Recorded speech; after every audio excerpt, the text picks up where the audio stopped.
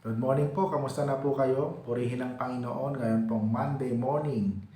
Isa na namang edisyon ng morning devotion ng ating matutunghayan. Buhat po dito sa ating pinakamamahal na iglesia, ang Crossroad United Methodist Church. Kamusta po kayo? Nawa ay nasa mabuti kayong kalagayan. Kamusta po ang celebration nyo ng Mother's Day? Nawa ay napasaya nyo ang inyong mga nanay, ang inyong mga mahal na ina kahapon, at hindi lamang kahapon kundi sa araw-araw na palagi nyo silang kasama ay ipadama nyo yung pag-ibig sa kanila, yung pagrespeto at yung paggalang sa bawat isa sa kanila. Ang pong ibabahagi sa umagang ito ay magpapatuloy po tayo sa ating tinatalakay na Beatitude o ang sermon ng ating Panginoon sa bundok na makikita natin sa Matthew chapter 5 verse 8. Ganito ang sinasabi: mapalad ang may mga malilinis na puso sapagkat makikita nila ang Diyos. Sa Bible, ang puso ang pinakasentro ng ating personality. The center of our whole being, the core of our character. Kaya nang sinabi ni Jesus na ibigin mo ang Panginoon mong Diyos ng buong puso, ang ibig sabihin noon ay ibigin mo ang Diyos ng buong pagkatao. Ibigin ang Diyos ng todo-todo. Ibigin ang Diyos ng buong buo. Isentro natin ang ating pagbubulay sa pinakamahalaga nating asset, ang ating attitude, ang ating pagtanaw sa buhay. Ayon kay Webster, ang attitude is a state of mind, behavior, or conduct as indicating our one's feeling, opinion, or purpose. Tumutugon ito sa kahulugan ng puso ng ating pinag-uusapan sa umagang ito.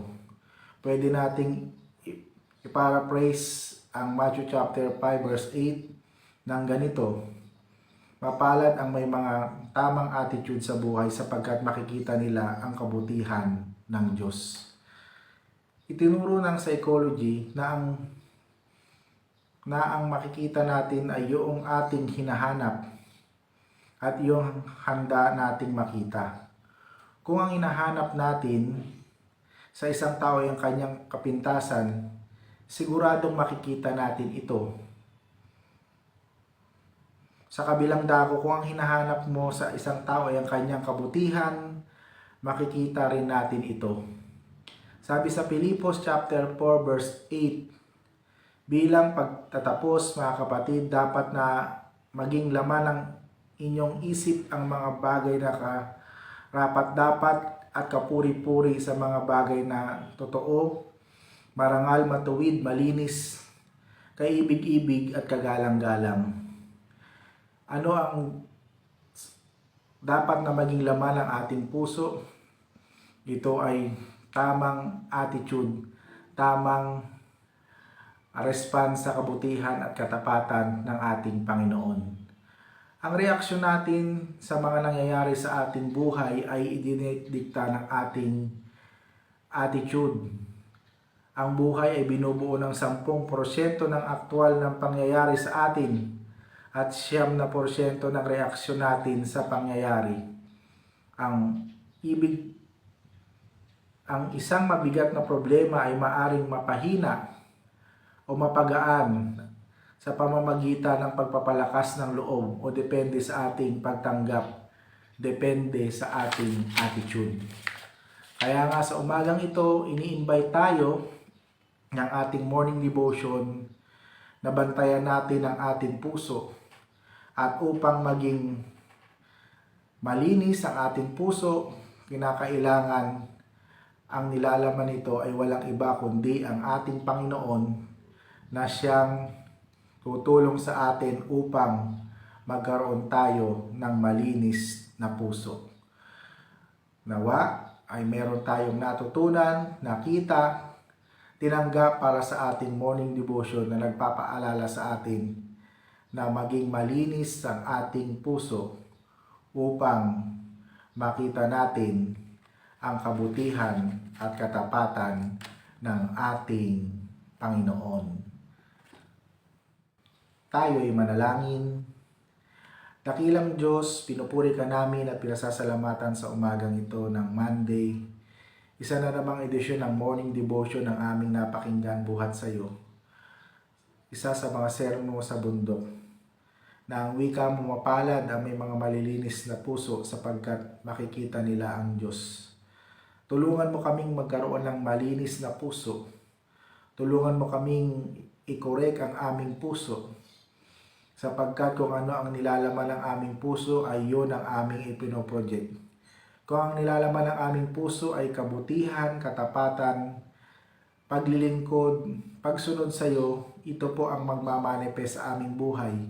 Kung nilalaman ng aming puso ang puot, galit, hinanakit, ito po ay magre-reflect sa aming pagkatao. Kaya tulungan mo kami na magkaroon ng pusong mapagpakumbaba, pusong handang sumunod sa iyo, pusong nakikita na lumalakad kami na ayon sa iyong kalooban. Samahan niyo po at i-bless ang lahat ng mga anak mo na nanonood sa mga oras na ito. Ano man po ang kanilang panalangin, bigyan niyo po ng katuparan. Marahil lang iba sa kanila ay humihingi ng magandang kalusugan, bigyan niyo po sila ng maayos na kalusugan. Ang iba ay humihingi ng kalakasan upang ma-overcome nila ang mga trials na dumarating sa kanilang mga buhay. Bigyan niyo po sila ng lakas upang ma-overcome nila ang mga bagay-bagay sa kanilang mga buhay. Salamat po, Panginoon. Patnubayan niyo po kami sa kabuuan ng araw na ito. Salamat po sa pag-ulan sa iba't ibang lugar. We pray dito po sa amin sa Metro Manila ay makaranas na rin kami ng ulan upang maibsan ang init na aming nararanasan. Pinagpipray ko rin sa iyo, mga kapatid namin na pumapasok sa tanggapan, sa opisina, sa paaralan na kanilang kinabibilangan. Tulungan niyo po sila. At nawa ikaw ang aming patuloy na makasama sa kabuuan ng araw na ito. Marami pong salamat. I-bless niyo rin po mga kapatid namin na nanonood, nakikinig sa mga oras na ito.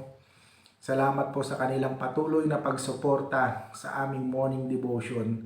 Pagpalain niyo po sila. Marami pong salamat, dakilang Diyos.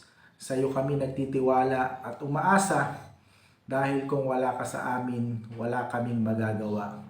Ito po ang aming panalangin sa pangalan ni Jesus na aming Panginoon at dakilang tagapagligtas. Amen. Ayan, natapos na naman tayo para sa ating morning devotion ngayon pong Monday morning. Buhat po dito sa Crossroad United Methodist Church. Salamat po sa inyong patuloy na panonood, pakikinig, pakikibahagi sa aming morning devotion. Kung meron po kayong mga prayer concern, prayer request, ay wag po kayong mag-hesitate na i-PM kami at ipagpipray po namin kayo.